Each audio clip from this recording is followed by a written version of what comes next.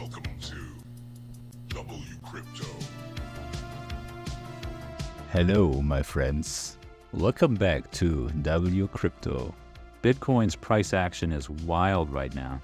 Since losing support at the bottom of the red long liquidation leverage box around 83,900 on Saturday, we dumped into Globin town at around 82,300, only to dump further today, on a Monday, the last day of Q1, to a new local low of 81,800.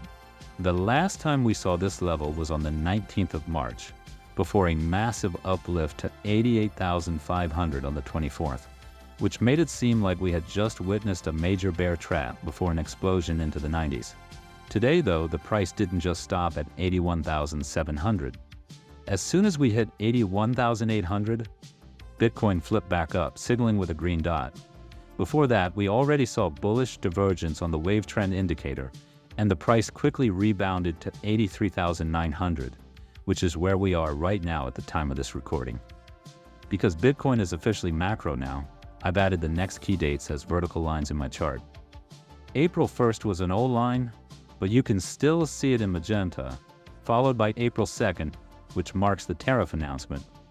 Then April 4th, when unemployment numbers are released, and April 10th, when inflation numbers drop. It's crazy that I have to track macro events so closely now. Being in crypto for at least 8 years, and following Bitcoin's price action for 12, I never had to care about these dates before.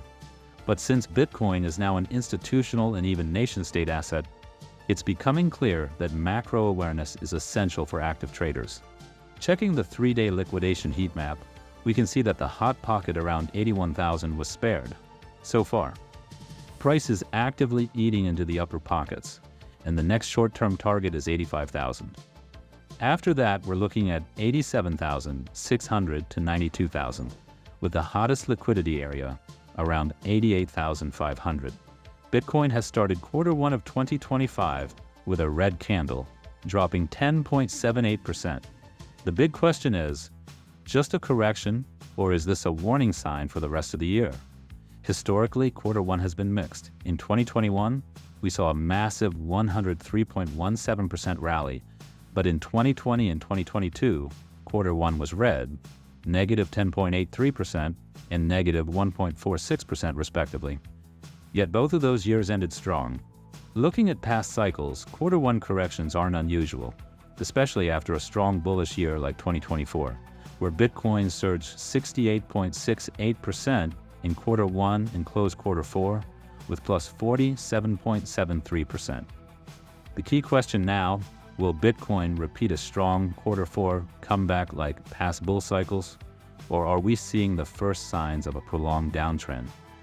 Historically, halving years 2016, 2020, and 2024 have led to strong rallies, with price often peaking in the following year's Q4.